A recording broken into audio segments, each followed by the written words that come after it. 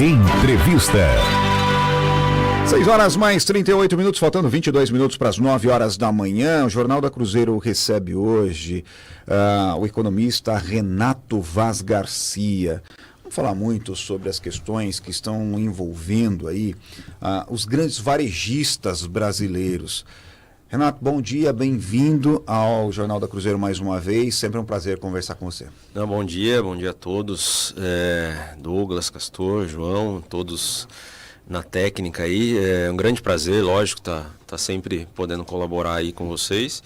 E esperamos que em algum momento a gente venha para falar de coisas boas, né? Do crescimento econômico pujante que nós temos. É difícil, né? De crescimento das empresas e não de recuperação judicial, né? Mas, enfim, faz parte do ambiente econômico que a gente criou ao longo do tempo, né? E exatamente esse é o tema principal, que é a recuperação judicial, a qual agora as Casas Bahia...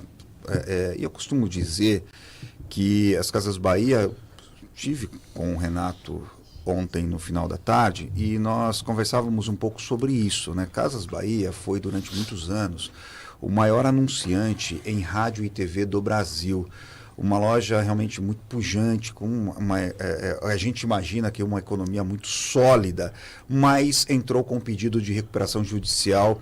Isso aconteceu no último sábado, de sábado para domingo, e trouxe à tona uma queda de 17 bilhões de reais em dívidas. Anunciou o fechamento de 298 lojas e cerca de 3 mil demissões.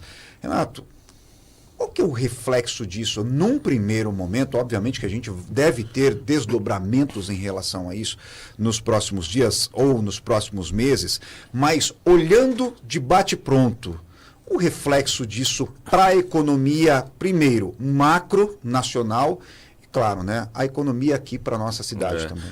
Não, na realidade, eu acho que é um pouco o contrário, né, também. Né, a consequência que a quebra ou a recuperação judicial dessas empresas produz na economia e o que o ambiente econômico acaba fazendo com que essas empresas sofram desse jeito. Né? Então, acho que dessa questão mais macro, a gente observa muito esse movimento em vários setores, né? A gente não pode esquecer Casas Bahia como historicamente uma rede extremamente grande, que tem um faturamento absurdamente grande, mas não a Casas Bahia e Americanas, né, tá nesse processo. O Grupo Pão de Açúcar também está numa recuperação extrajudicial no caso, Toque, tem várias redes do varejo, Marabras que entrou agora, né? Também.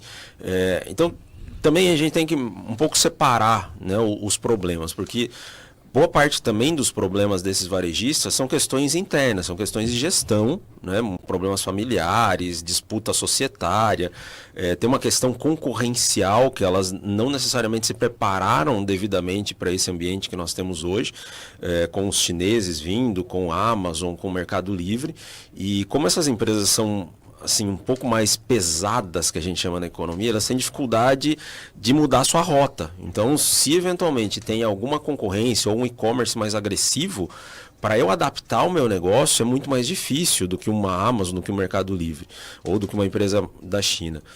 Então, tem uma questão mais micro ali, que diz respeito ao setor e à própria empresa, mas óbvio que tem um ambiente macroeconômico que vem ao longo de muitos anos já, contribuindo para que essas empresas acabem sofrendo, principalmente pela nossa taxa de juros mais alta. O hábito de consumo do brasileiro, que hoje tem buscado mais essa questão, como você mesmo disse, do e-commerce, tem uma influência muito grande nessa questão. Não, sem dúvida. A mudança... Mesmo essas lojas vendendo também pelo e-commerce? É porque quando vai para o e-commerce, o mercado é mundial. Né? Quando você vai comprar um determinado produto, às vezes você vai comprar produtos de outros países mesmo no e-commerce, né? Então a concorrência é muito diferente. E a questão do comércio físico hoje é muito complexa, né? É muito difícil você conseguir se sustentar financeiramente somente com o comércio físico. Nós vemos nos centros, né, das grandes cidades, Sorocaba também acontece muito isso. A quantidade de lojas fechadas, né, a quantidade de pontos que são passados, porque o comércio físico não conseguiu, de certa forma, fazer frente a esse e-commerce. E aí o e-commerce acabou atropelando mesmo, né? E é muito mais fácil hoje em dia você comprar online. E aí, no online, como o mercado é muito mais amplo, né? Porque quando você abre um comércio num centro de uma grande cidade, o seu mercado é aquela cidade, né? É um mercado extremamente pequeno ali. Quando você vai para o e-commerce, você ganha escala, que a gente chama de economia. E quando você ganha escala, você consegue vender muito mais e aí você consegue vender um produto mais barato, por conta da escala que você tem, né? Mas, professor, o endividamento do povo brasileiro também não pode ter contribuído também para essas empresas entrarem com esses pedidos de recuperação judicial? Não, aqui não estou entrando na questão da empresa colocar o produto mais barato ou mais caro. O problema é o consumidor que consegue ou não comprar. Isso também entra? Sem dúvida, né, Castor? Assim, nós temos uma taxa de juros básica da economia, que é a Selic, muito elevada, muito elevada. E aí tem uma série de razões que contribuem para que isso seja alta, mas aí já são outras questões. No caso do efeito dessa taxa de juros, no caso do varejo, ela tem um efeito duplo, porque ela vai afetar tanto o mercado consumidor, que já está extremamente endividado. O nível de endividamento nosso, ele já está atingindo 85% das pessoas estão endividadas no Brasil. Dívida por si só não é uma coisa ruim, obviamente, né? Para você adquirir patrimônio, comprar um carro, comprar uma casa, você tem que fazer uma dívida eventualmente. O problema é que boa parte dessa dívida é cartão de crédito.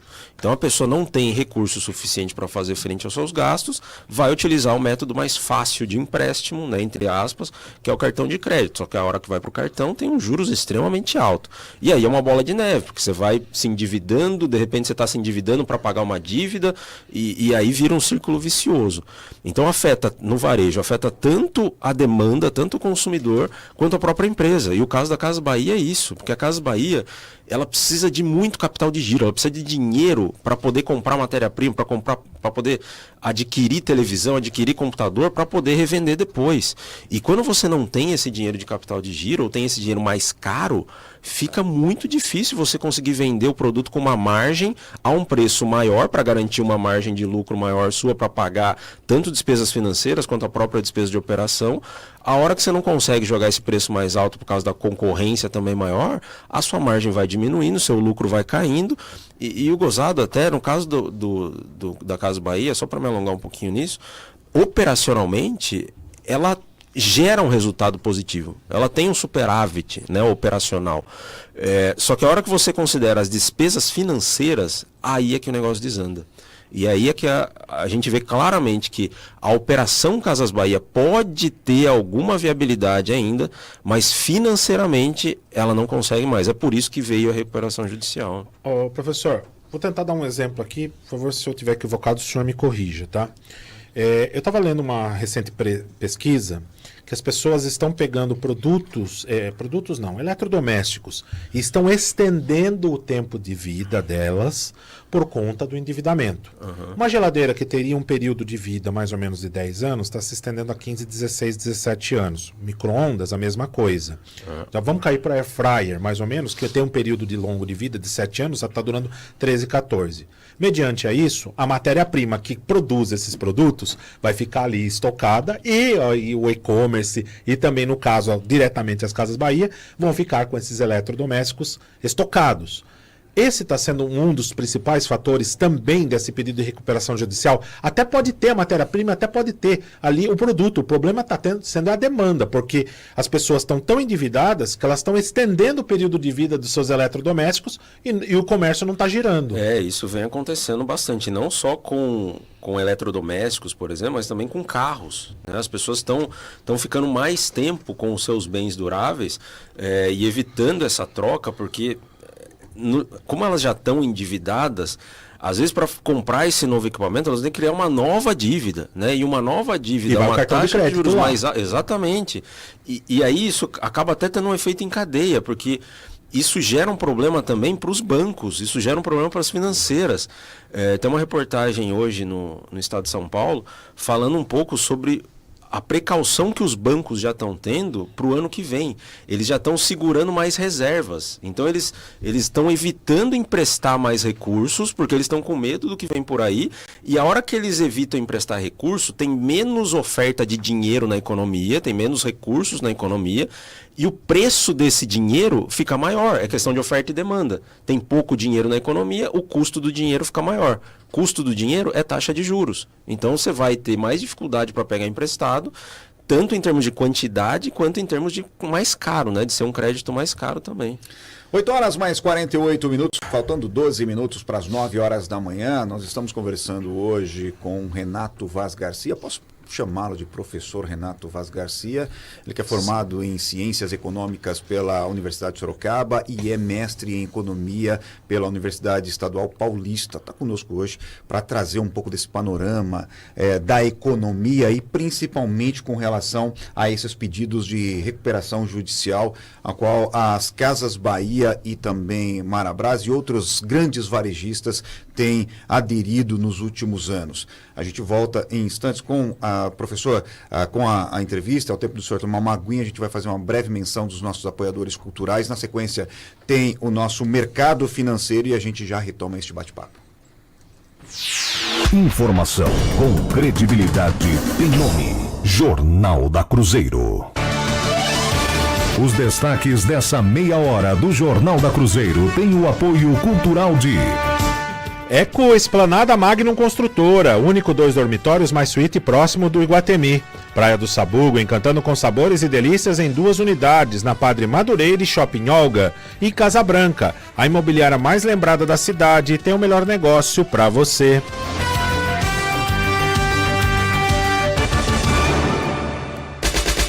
Jornal da Cruzeiro. Jornal da Cruzeiro. Jornalismo com resultado aparente. Mercado financeiro.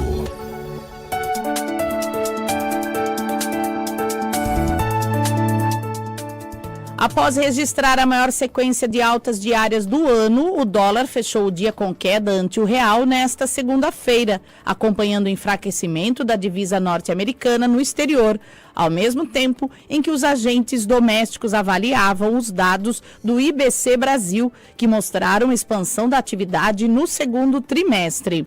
O Banco Central realizou 2 leilões de vendas de dólares, com compromisso de recompra no valor total de até $1 bilhão. O objetivo do leilão é a rolagem do vencimento de 2 de setembro. O Ibovespa fechou o 10º dia de queda com pressão de bancos a 166.783 pontos. O índice renovou maior série de perdas desde as 13 quedas seguidas de 1º a 17 de agosto de 2023.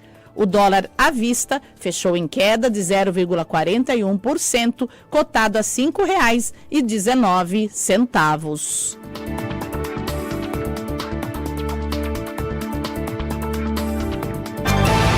Acompanhe o Jornal da Cruzeiro ao vivo de onde estiver através de nosso aplicativo. Para baixar o app, basta acessar a loja virtual do seu aparelho ou cruzeirofm.com.br. As principais notícias de Sorocaba, do Brasil e do mundo, ao alcance da sua mão.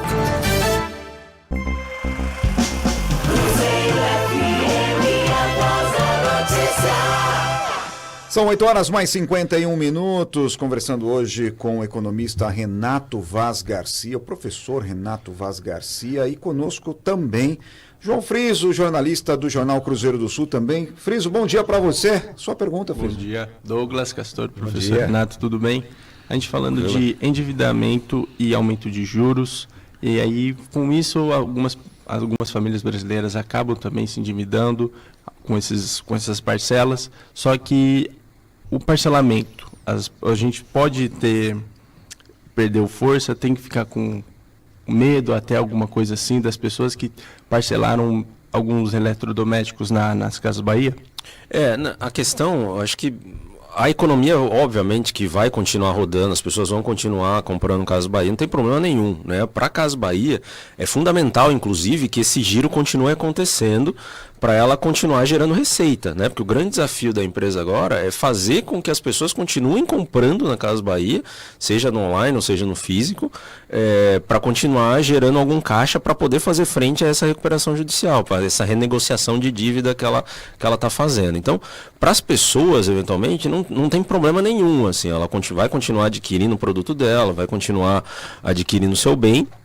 A grande questão é sempre ter cautela nessas horas, né? Cautela no sentido de que, eu vou comprar um bem que tem um valor relativamente elevado, será que é o momento, né? Que nem a gente estava falando na pergunta a colocação do Castor, será que às vezes não convém esperar um pouquinho, né? Para fazer a renovação de algum eletrodoméstico? Porque isso tudo também, a pessoa tem que estar muito ciente de que o nível da taxa de juros nossa vai se manter elevado ainda por um bom tempo. Então, a renda dela vai acabar sendo pressionada por uma despesa financeira. A gente tem um grande costume, né, a população brasileira, de olhar principalmente o valor da parcela, né, que cabe no bolso. Isso para qualquer eletrodoméstico, para carro, né, a gente geralmente olha a parcela. Mas o valor da despesa financeira que está embutida ali dentro é muito pesada, é muito pesada. E o grande, assim... E aí vai para uma questão macro, né? Porque o desafio da Casas Bahia é o desafio de todas as empresas aqui nesse país e a população que também já está, assim, num sentido de dificuldade muito grande, porque a nossa renda não sobe. A gente não consegue fazer com que a renda do brasileiro aumente. Então, nós temos uma taxa de desemprego que acaba sendo que meio fantasiosa. Nossa taxa de desemprego é em torno de 5%, é uma taxa baixíssima. Só que o nível de renda não consegue fazer frente à melhora de vida. A gente não consegue perceber que a vida está melhorando. Isso para a empresa e para as pessoas. E é incrível, porque aí a gente vê também uma ineficiência absurda em termos de política econômica.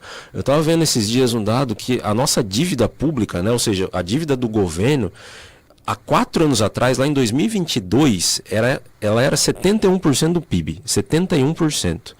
Hoje, ela é 81%. A gente aumentou 10 pontos percentuais em menos de 4 anos. Se a gente se endividou, se o governo se endividou, é sinal que ele gastou bastante. Se ele gastou bastante, e por uma ótica até mesmo ideológica ou de pensamento do governo, né, do atual governo, se ele tivesse gasto, eu sentiria melhora na vida das pessoas. E a gente não está vendo isso. O crescimento econômico esse ano vai ser menor do que 2%. Então a gente gastou uma bala muito grande em termos de política econômica e não está funcionando, né? Não está funcionando, e aí fica um jogando para o outro, né? Porque daí o governo fala, eu estou fazendo a minha parte, o Banco Central joga juros altos, o Banco Central fala, meu amigo, juros é alto porque você está gastando demais, está gerando demanda quando não deveria. Então é um cenário macro que preocupa muito no Brasil. Tem, óbvio, sempre teve empresas que quebram, pessoas que têm dificuldade financeira, isso faz parte da economia. Agora, do ponto de vista macro geral, o ano que vem, por exemplo, é um ano de perspectivas muito difíceis. Inclusive, tem uma entrevista ontem do CEO da Casas Bahia, o Renato Franklin, que ele fala que o ano que vem vai ser pior. O próprio gestor da Casas Bahia falando. Então, as empresas estão muito preocupadas com o ano que vem, os bancos, né, como eu comentei na pergunta anterior. Então, o cenário do ano que vem é de muita cautela. As pessoas têm que, óbvio, continuar fazendo sua atividade, continuar tentando gerar sua renda e tal, mas muita cautela e muito planejamento nas coisas que vão ser feitas, né? Renato, com relação a isso, cautela, planejamento, a educação financeira na escola poderia ajudar a reduzir o endividamento das próximas gerações, ou a gente acaba ficando diante de um problema muito maior, que envolve renda baixa, juros mais altos, facilidade de acesso ao crédito? Eu acho que é um pouco dos dois, né, Douglas? A questão da educação financeira, óbvio que é fundamental, é uma coisa extremamente importante, e a questão é que depois que cresce, né, a gente sabe muito bem o que tem que fazer, né? A gente sabe que às vezes a gente tem um volume de gastos, inclusive o próprio CEO da Casas Bahia também comentou isso há um tempo atrás, a questão das bets, né, das apostas, que vem pegando muita renda da população para questões que não são um investimento, né, como algumas pessoas acham que é.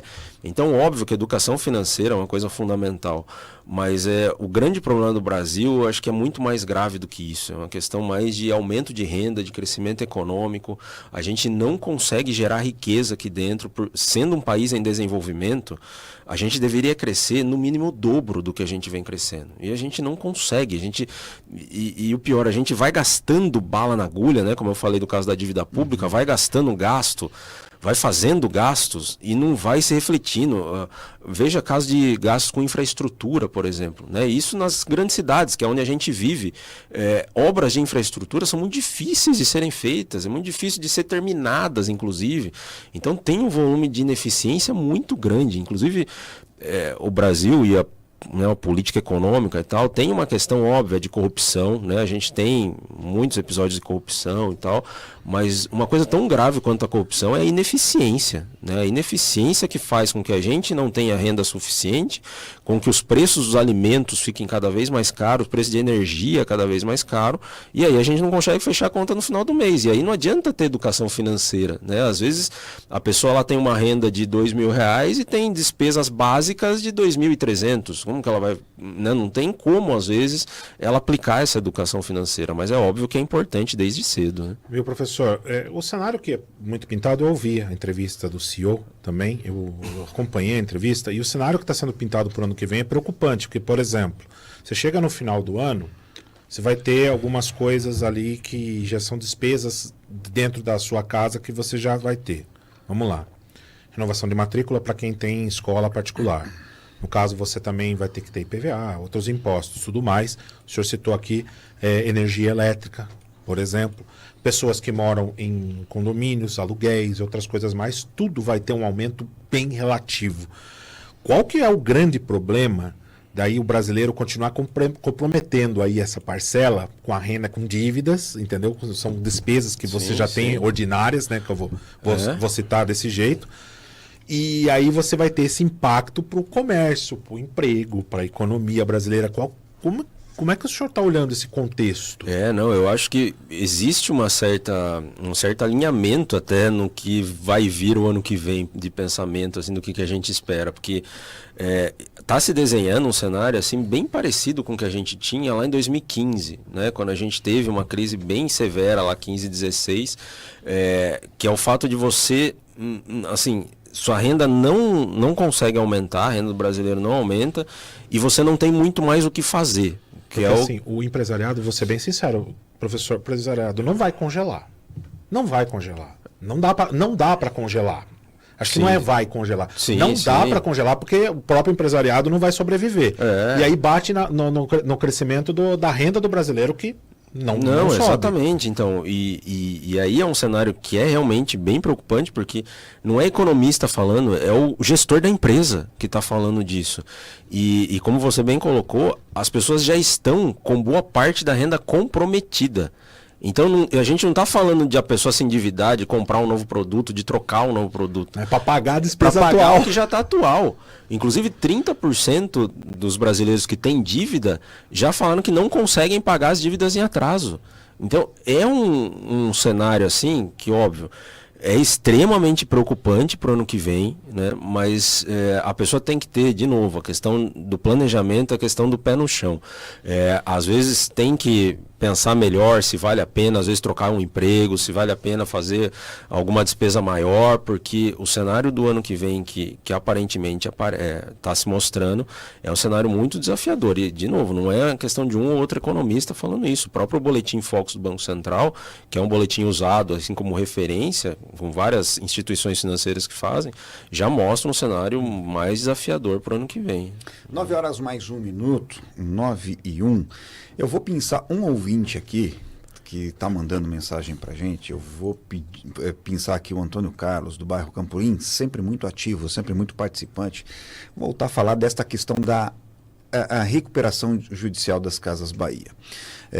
Ele diz o seguinte: a empresa fala em preservar a operação, mas estamos falando de uma dívida de 17 bilhões e 300 milhões de reais, um fechamento de quase 300 lojas e milhares de demissões. São pelo menos aí 3.000 demissões. Professor, na sua avaliação, pergunta o Antônio Carlos, estamos diante de uma recuperação judicial com reais chances de recuperação ou de uma tentativa de evitar uma falência que pode estar apenas sendo adiada? Antônio Carlos, obrigado pela sua participação. Pensando no ouvinte, tem muitos e muitos participando, mas a gente pensa essa. Não, é interessante esse ponto, porque a Casa Bahia, 2 anos atrás, ela já tinha entrado com pedido de recuperação extrajudicial, porque, do ponto de vista financeiro, por que existe essa recuperação? É porque, operacionalmente, o negócio funciona, e aí, por uma questão cíclica, né, às vezes, de um movimento da economia, de uma taxa de juros maior, o financeiro quebra o negócio. Então, se operacionalmente ela está sustentável e é só uma questão temporária do financeiro para ajustar o caixa dela, a recuperação pode funcionar. Há 2 anos atrás, a Casas Bahia já fez isso e agora está fazendo de novo por meio de uma recuperação judicial. Ou seja, ela não conseguiu fazer a lição de casa. Ela deveria, teoricamente, ter colocado a casa em ordem, ali, o financeiro em ordem, mas aí vem uma taxa de juros maior que a gente teve e aí acabou não dando fôlego para ela. No caso da Casas Bahia, nós temos um cenário bastante preocupante pelo tamanho do negócio, né? Porque do mesmo jeito que ela pode trazer muita receita, porque ela tem muitos pontos comerciais, ela tem o e-commerce, ela tem um custo muito elevado, né? O custo operacional ainda é muito elevado. Então, operacionalmente, ela tem uma margem que, apesar de positiva, é relativamente pequena, é muito pequena. E a hora que você coloca daí o financeiro, essa questão piora. O grande problema da Casas Bahia, assim, e eu acho que isso é uma questão realmente bem séria, é o que vem a seguir. Ou seja, eu já anunciei que eu preciso de um prazo maior para pagar minha dívida, que eu preciso renegociar meus contratos que eu já fiz no passado. Como é que eu vou continuar vendendo geladeira se a empresa que vende geladeira para mim já está com o pé atrás comigo? Porque se a empresa que vai vender a geladeira para a Casas Bahia está com um medo, né, de efetivamente se a Casas Bahia vai pagar por essa compra, começa a jogar um juros maior se a Casas Bahia for financiar, começa a exigir prazo de pagamento mais curto, e aí esse é um grande problema para um varejo, né, porque se ele não tiver produtos entrando, não tem como ele gerar receita, né, não tem como ele fazer essa revenda. Inclusive, o estoque da Casas Bahia já caiu, né? Porque as empresas já estão começando a gerar esse burburinho de que a Casas Bahia não vai me pagar e aí eu não vou conseguir recuperar o valor o bem que eu estou vendendo. Então é um grande desafio para a Casas Bahia. Óbvio que tem saída, tem alternativa ainda, depende muito também do cenário mais macroeconômico e tal. Mas o caso da Casas Bahia é realmente bem preocupante, porque ela já teve uma tentativa de ter um fôlego há 2 anos atrás e não conseguiu. E, mais uma vez, é um cenário assim, muito ruim para o varejo, porque não é só gestão da Casas Bahia. A gente está vendo, de novo, Americana, Grupo Pão de Açúcar, Tok Stock. É uma série de grupos que estão passando por muitas dificuldades aqui no Brasil. O cenário para o comércio no Brasil é muito desafiador. São 9h mais 5. Preciso agradecer demais a participação do professor Renato Vaz Garcia, o economista, mestre em economia. Renato Vaz Garcia, professor, obrigado mais uma vez por estar junto com a gente. Sempre um prazer conversar com o senhor. A gente aprende, com certeza, aprende muito. E já fica o convite para voltar outras vezes, para a gente continuar destrinchando um pouco este mundo da economia que tanta diferença faz na vida da gente, né? Sem dúvida, afeta o nosso dia a dia, né? De uma forma ou de outra, afeta o nosso emprego, afeta a nossa renda, afeta o nosso lazer. Então, é um assunto que a gente precisa discutir mais, né? Inclusive, é um apelo até para a política discutir mais isso, né? Para os nossos governantes proporem mais questões econômicas, porque hoje a política se transformou num grande palanque de publicidade, de promoção, né? Então, falta discutir coisas que afetam efetivamente a vida das pessoas, que resolvam os problemas das pessoas. E acho que é uma grande oportunidade da gente estar debatendo tudo isso aqui. Obrigado mais uma vez. Eu que agradeço. 9h06 agora.